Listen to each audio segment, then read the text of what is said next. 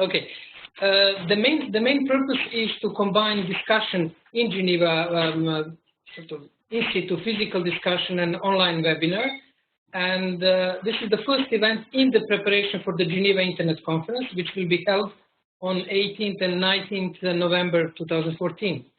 Our idea is to have a build-up discussions and build-up processes toward the conference. And this is the first process. We'll start with discussion around the question, how to overcome IG policy silos on global and national levels.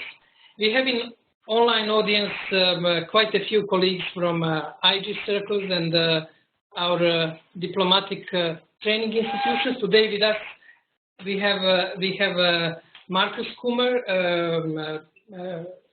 Csengetai from Markus Kummer, founder of the IGF, and Csengetai, who currently coordinates the IGF, Internet Governance Forum.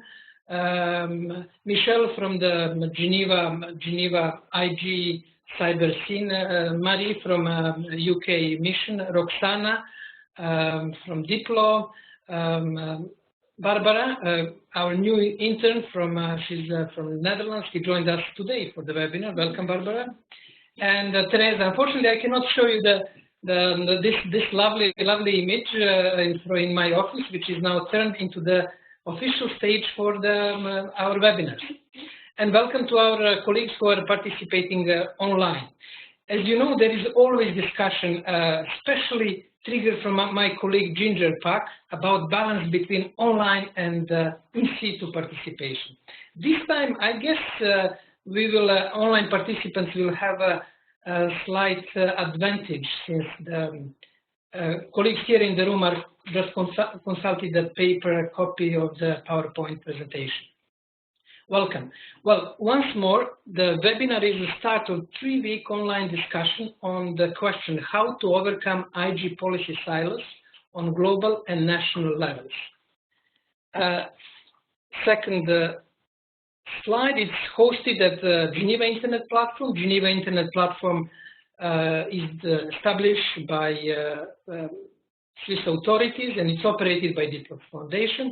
The main aim of the Geneva Internet Platform is to engage digital actors, foster digital governance, and monitor digital policies. And it's really, I'm particularly pleased that we have today with us Csengetai and Markus from the IGF, which, and one of the key functions of Geneva Internet Platform is to help setups like IGF and other players in Geneva to have parallel discussions, not official discussion on IG-related issues. Welcome to our IG friends. Now, the next slide is the representation of 51 issues in 5 underground lines or baskets with all intersections. And these intersections are crucial for covering the overcoming policy silos. How are we going to address the question of cybercrime?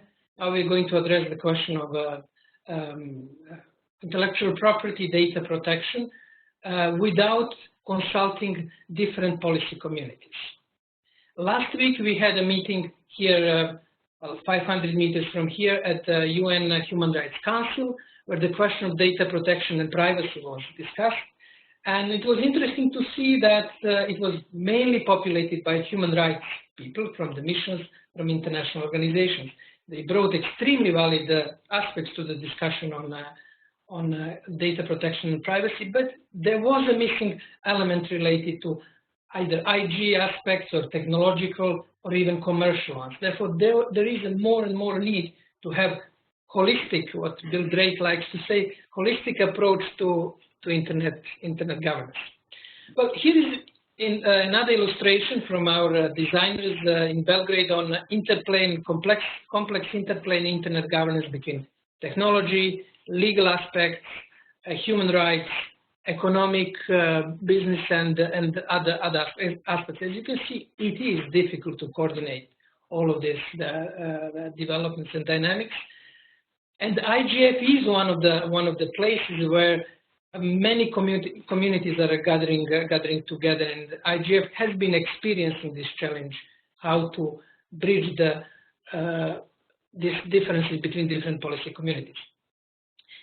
We started visualizing in the next data protection and privacy slide, we started visualizing complexity in addressing data protection and privacy, but our illustrator, as you can see, went too far in putting everything in the, it looks more like a garbage than a real storage of data and information. Therefore, we will redesign it, but the key idea is, again here, how the data protection and privacy can be approached from human rights perspective, what was done in the Human Rights Council, security increasingly, what is the justified level of surveillance for the national security, business question of e-commerce, data as a source of modern economy.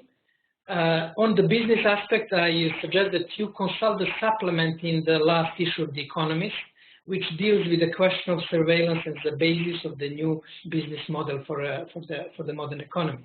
It's very good summary of the change in the modern economy caused by the question that Google, Facebook, and many internet companies are basically basing their model on the question of the analysis of data about users. Therefore, they call it surveillance as a business model.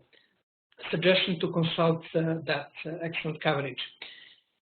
We have, among others, and I'm sure that we can add more people who are dealing with standards.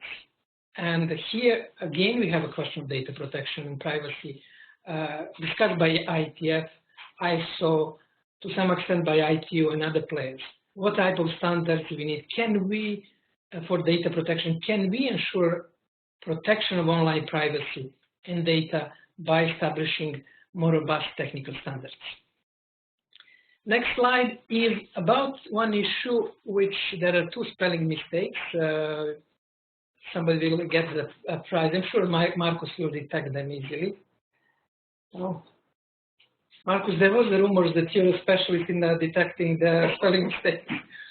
Okay, this is the graphics, the spelling mistakes. There are two mistakes in the green bubble, innovative and friendly. Okay. But there are basically, this is going to be one of the underlying themes according to the preparatory committee of the Hague Cyber or Hague Internet Conference.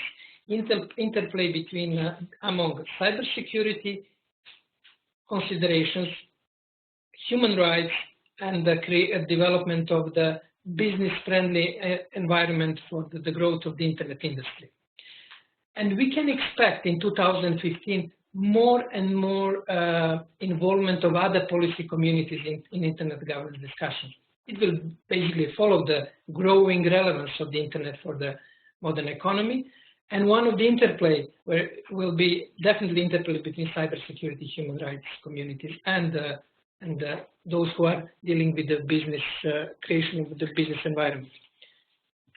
On the next slide, you're familiar with this slide. The focus is on the practicalities on overcoming the policy silos. We often hear under different titles, policy coherence, the need to have some sort of bridges between different policy communities. But when you come to practical reality, it is not that easy to achieve. Even within small setups like diplomatic missions here based in Geneva, there are people who are dealing with WTO, there are human rights people, and sometimes they don't talk to each other. The same challenges among international organizations, which are even bigger setups, or on national level among different ministries who should deal with different aspects. But there is also a challenge related to professional culture. And here we simplified two approaches to solving the problem by technical community, which tries to find a straight line between points A and B, basically algorithm solution for the problems, and much more complex dealings with diplomatic and policy communities, which have to take into consideration everything from the institutional context, question of politics back home, including egos, management of egos, obstacles, affiliations, sympathies, and what lives bring in the real political environment. Sometimes communication between different professional communities is not easy. And it's great that we have today with us Marcus, who basically experienced a lot in early days of the Internet Governance Forum, this bridging between different communities. Technical people coming and say, okay, let us find the solution for the problem. And then IGF had to, and Marcus in particular, had to spend quite a bit of time that sometimes solution is much more complex. It has to take into consideration institutional developments, complex procedures, the fact that the government sometimes needed time to formulate their response. This is one of the complaints of civil society people. When I come and discuss something with government officials, I can more or less represent what Diplo would like to say on capacity building and other issues. On the other side, you have a government official which very often when there are controversial issues, not the easy one, has to consult the capital. And one can just map what is going on when you discuss with him or her at the IGF meeting, ask the question, he has to report back to mission has to prepare a reply back to the Ministry of Foreign Affairs.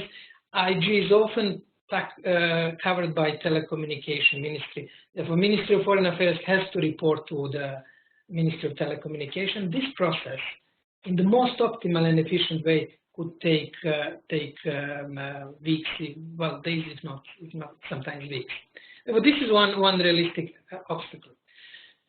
Next slide, back to Geneva. There is one real reality check when it comes to overcoming policy silos. Majority of diplomatic missions in Geneva are the missions with up to 5 diplomats. We may have G20 missions with more staff, more than 10 or more than 20 diplomats, but other missions, even medium-sized missions, have to cover IG issues with let's say 4 or 5 people together with ambassador.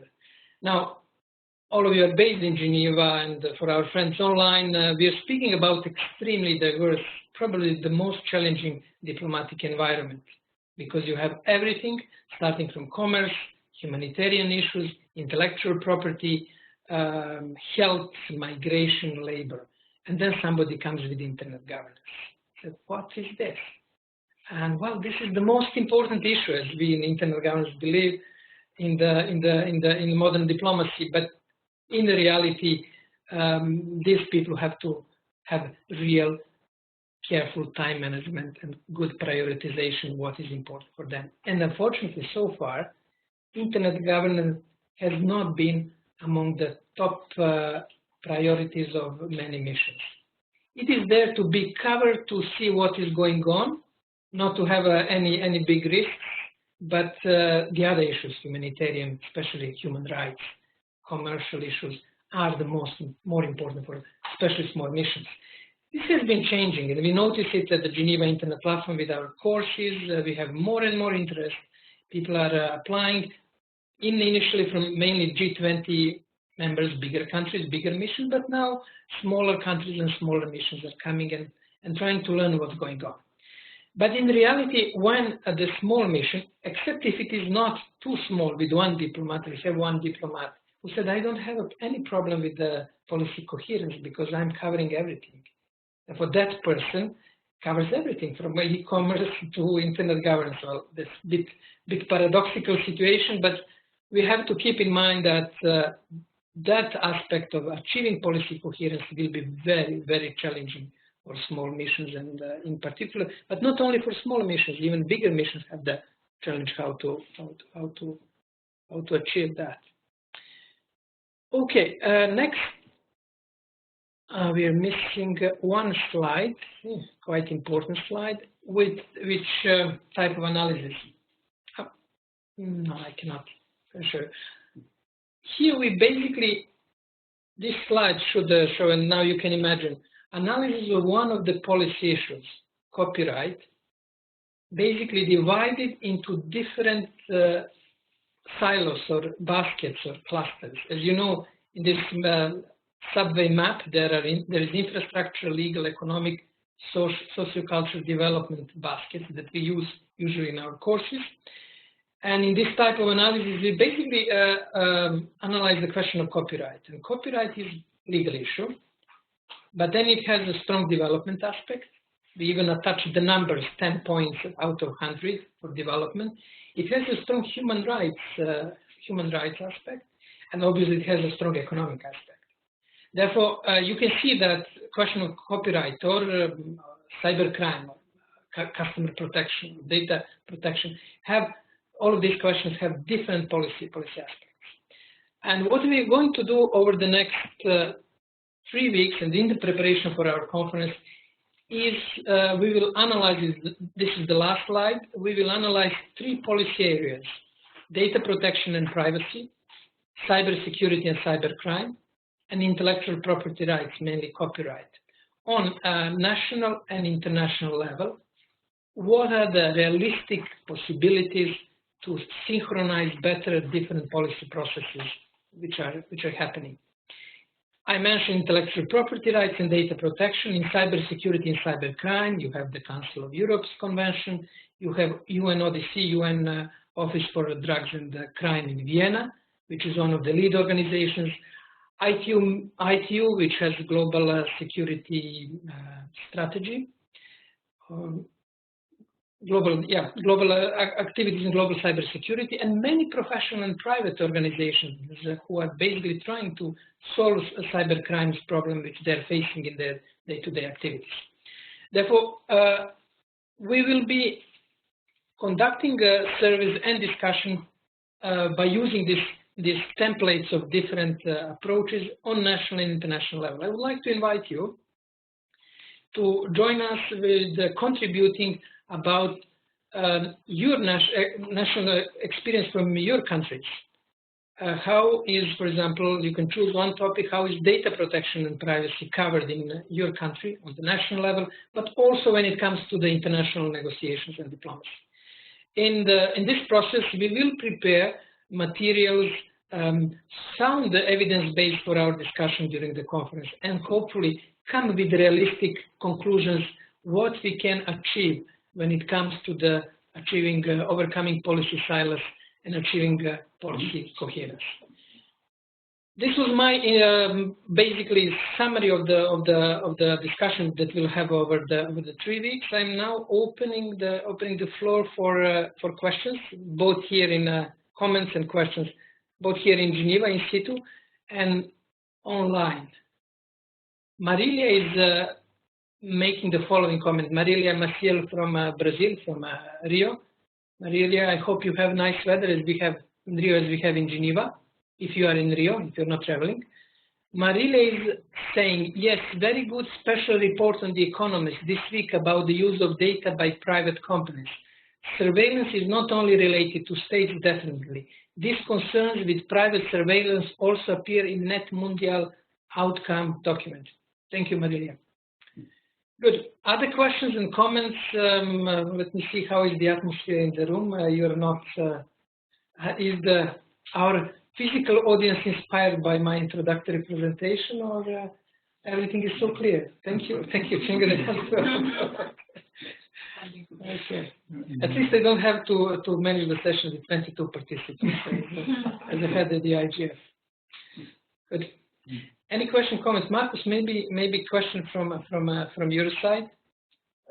Not a question, just a correction with the IGF. I'm for the time being still with ISOC up to the end of this month, and I'm a newly elected director on the board of ICANN. So just to clarify my identity. And I have a comment on this technical expertise versus diplomacy. You paint the engineers thinking very much in a straight line going from A to B, but my experience of interacting with engineers is they're actually much more complicated. They do have a tendency to over-engineer, to find the perfect solution, whereas the diplomat is used to the perfect solution doesn't exist. So as a diplomat, you try to find a workable solution. You know what you have to deal with. Exactly. Yeah. Whereas the engineers, they try to find the perfect solution, then have a tendency in outside engineering world to overly engineer things because they want it to be perfect. Great. That's short comment. Great. Thank you, Marcus, for this comment. When I introduced you as IGF, you are for IG community in a way symbol of the IGF developments, and you started the IGF, but Marcus is officially now till the end of the month with ISOC, and he's member of the ICANN board of directors. And very interesting comment from Marcus that with diplomats, you know what you can expect. You can expect complexity, but sometimes engineers, as Marcus said, tend to over-engineer the solution, and it can almost philosophical way bring additional complexity by aiming towards simplicity. Is it a good speech summary? Very nice. Thank you. Okay, do we have a... Okay, we have from Marilia, excellent weather here. Great. Not always in Geneva, but today we have a really lovely day. Please invite people from security policy circles to data protection discussion and vice versa. Security and human rights are important silos to overcome, especially people from defense and military are very isolated. Excellent comment, Marilia. Fortunately, we have here in Geneva around us quite a few security institutions like Geneva Center for Security Policy. There is a DCAF. ICT for Peace is also dealing to some extent with the security issues. Therefore, we will try to push and we'll try to build that bridge proactively in the forthcoming period between security and data protection communities. Okay. You're welcome, Marilia. Great. Okay. It's quiet in the online world and in the SC2. Let me just ask Mary. Mary, you're coming. Mary is from the UK. Mary from the UK mission, and you worked for civil society till recently. How do you see this policy silos and also professional culture? Could you contribute? Oh, great. Oh, yes. Oh, wow. Excellent. It's another innovation in delivery of the webinars. Okay, here it is. You can see how it looks. Wow. Great. Well, you work for the civil society organization Brussels. You're now with permanent mission of UK covering IG issues. Covering IG issue and human rights online. So I'm actually the bridge between the different policy areas. Tell us about challenges in overcoming this bridge, concretely between IG and human rights. Well, I think that because there is a lack of capacity inside the mission, that the bridge is not done everywhere, but there is a constant need to talk between the different policy area and also between the different communities in the internet governance. And I think that we are getting to this point where people are understanding that it's really important to have governments discuss with the industry and also with civil society, because they are all part of the internet governance environment. And I think we are getting there where they see it's really important and everybody is willing to contribute to internet governance discussion and to go into the right direction. You attended the last Human Rights Council. I was, yeah. And what was your impression from there when it comes to the policy silos?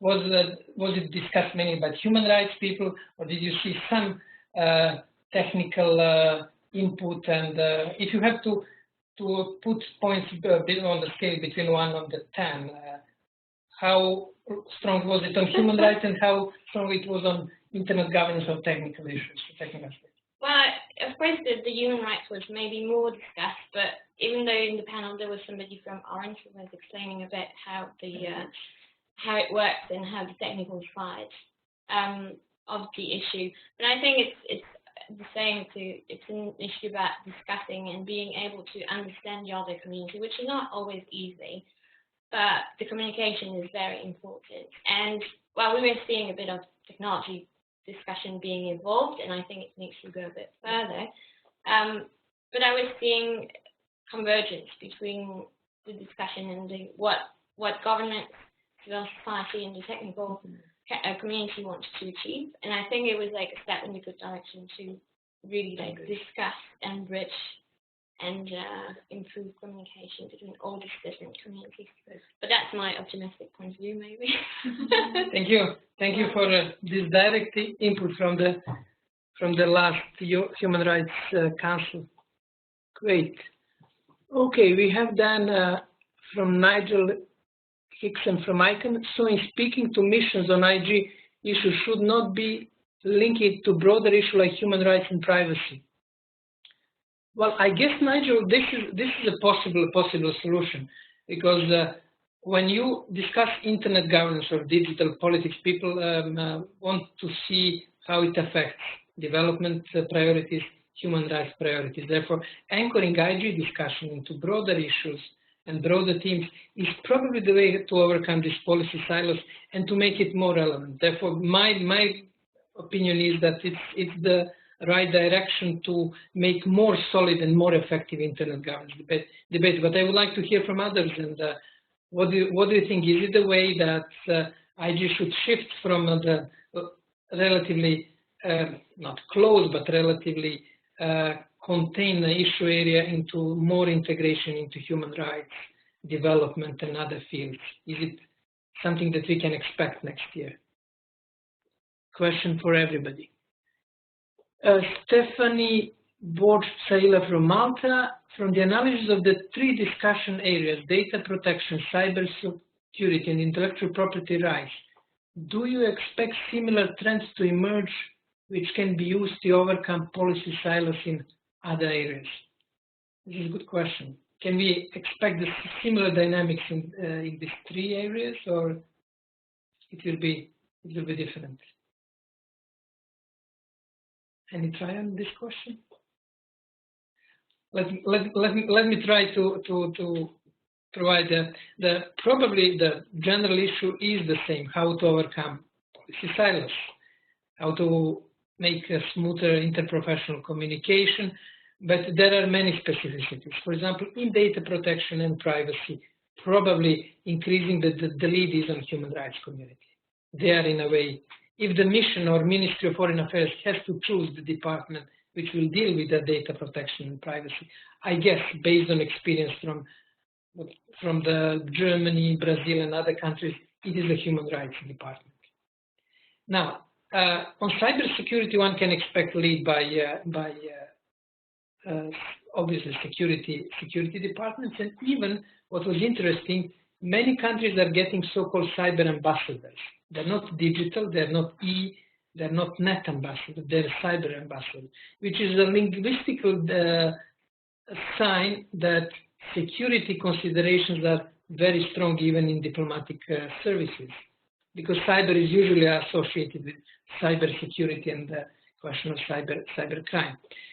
And intellectual property rights, I guess it's open for probably here the commercial and business angle will be stronger.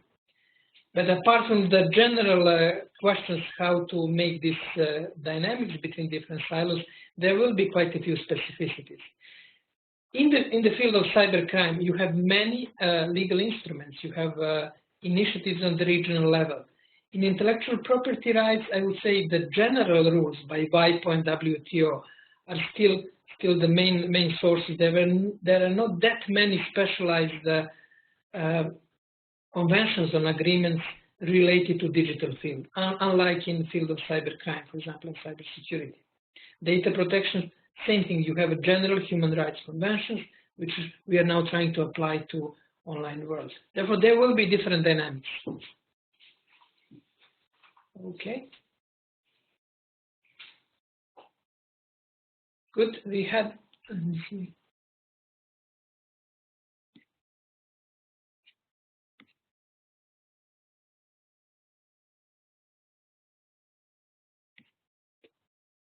Okay, that it seems that everything is clear. We are clear with the challenge that we have ahead of us. And I invite all of you to join us in this online discussion over the next 3 weeks. And please, we're looking for volunteers that could cover policy silos on the national levels in your respective countries by providing some sort of mapping in these 3 policy areas. How are they covered within the country and in negotiation with outside entities? In data protection, who is in charge? Is it the Ministry of Justice? Is it Ministry of the Economy or Telecommunication? And who is negotiating? Who is participating in international negotiations? Is it mainly left to the human rights people based in Geneva? or economic ministry? In cybersecurity and cybercrime again, is it a security ministry, defense ministry? What about police? What about law enforcement, general attorney, and other players on the national scene? How is then cybercrime and cybersecurity negotiated? Is it mainly related to your people in Vienna, your mission in Vienna to UNODC, or Geneva plays more prominent role with activities with the ITU and other players? And intellectual property rights, probably here Geneva is the key player with being the host of IPO and WTO. But again, how is it covered on the national level? We're looking forward for receiving your inputs, your comments, and we will send the templates on the way how to analyze and how to map policy silos on national and international levels. Marcus, please. A very practical question. You plan to hold a 2-day conference. Can you give us more details on the format of the conference? Okay, we have a question from Marcus. I will repeat the question. We plan to have a 2-day conference in November, on 18th and 19th of November. And Marcus asked about the format of the conference. Conference will have the few plenary sessions. We expect between 150 to 200 participants. And it will have the parallel workshops covering the specific issues related mainly to development of the new internet governance architecture and the way how the multi-stakeholder approach in concrete areas can be enhanced when it comes to drafting, participation, question of transparency. But the format itself will start with the plenary sessions, and then we'll have, on the first day we'll have plenary session, then we'll have workshops, parallel workshops, and concluding session in the afternoon. On the second day, we'll again start with the plenary session, have throughout the day 3 parallel tracks, and conclude with concluding a summary session. Sorry, 2 things. I was trying to find on my iPhone, but the internet is not very good here. The reference, ICT for Peace just published a book on civil society involvement in cybersecurity measures, or confidence building measure in the cyberspace, which I recommend you to read. It's quite short, it's like 30 pages long, and you find it on ictforpeace.org website, which links to one of your earlier comments of the different stakeholders in the current process. But I also have a question for you. Could you also comment the online discussion that we start after this webinar, and we go on up to the conference page, and how will it be shaped to work? I mean, how will we link into the discussion and fill it up? Okay. Michel Chevalier from the ICT for Peace, he just made a comment about the new publication produced by ICT for Peace on involvement of civil society in cybersecurity issues, which we just discussed as an important question. He also asked the second question on the way how we are going to proceed with discussion. We are going to have an online space which will be facilitated, and our focus, technically speaking, there will be online space supported by mailing list, but the key will be on the facilitation. We'll have the small facilitation team, and sometimes we won't bombard you with too many messages, but we'll be sending updates and what's going on, and asking concrete questions about surveys which will be conducted on national level. In brief, mailing list plus online space with a stronger focus on facilitation. This is our experience, that if you don't have a strong facilitation, you cannot have a good debate. I guess it's shared. Those were 1 announcement and 1 question. Thank you. We have a question from Fatima from Argentina, from Cordoba. Hi, Fatima. Well, comment or question. Last week, I was in a conference here in Cordoba with young entrepreneurs. I tried to explain what the IG is. Difficult. No, it's my comment. They didn't know what it is, but they know about surveillance and data protection. At local level, I think the focus should be put in these topics, data protection, and then link with the other 2 issues. Excellent comment, Fatima. Yesterday, I delivered my first lecture at the University of St. Gallen and I will be teaching the course on IG and digital politics. And I had exactly the same experience. People are aware of the question of surveillance, some of them on net neutrality, but this is the main angle, data protection and surveillance. And probably the best way to approach the broader IG discussion is to start from those topics which are familiar for the broader public. Good. Great. Thanks. It seems that we covered many issues and points. Here on the last slide, you can see the address, gip@diplomacy.edu. Please send us your email. You can suggest what type of survey you would like to conduct. We will then inform all of you involved in the webinar and here in situ about next steps, about the space where the discussion will be conducted. There will be 2 additional topics that we'll cover. One starting on the 6th of October is the question, what is the one-stop shop, or what is the address for addressing internet governance issues?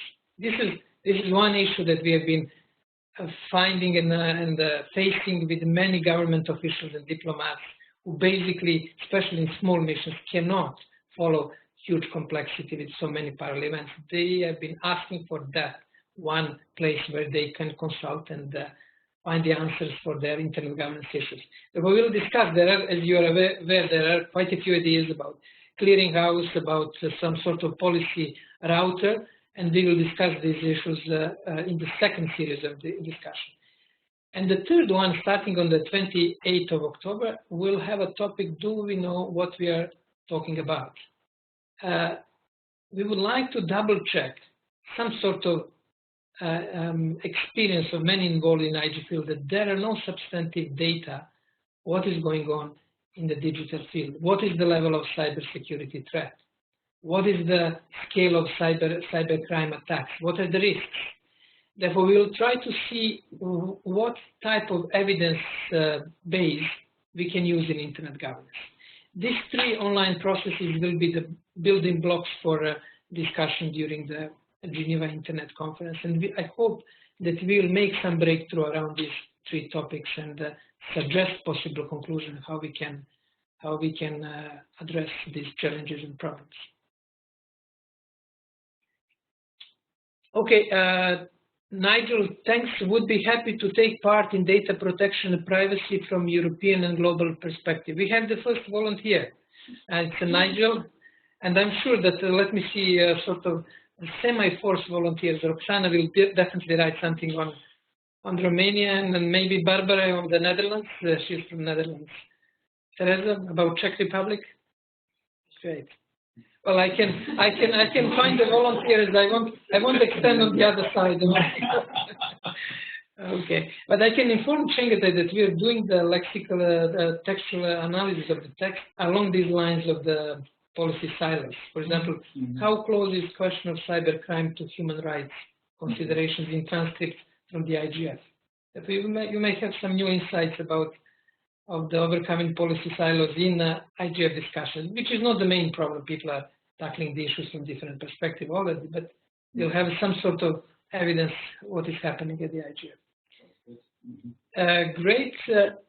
Well, that was the last comment from Nigel. Thank you for attending online. Please send us an email with the expression of your interest to participate in the project, email in general, and we will follow up about the next steps, about the space where the discussion will be held, and the way how we are going to organize it over the next 3 weeks. Thank you. Thank you for those of you who attended online and our friends here in Geneva. Okay. Bye-bye. I'm switching off.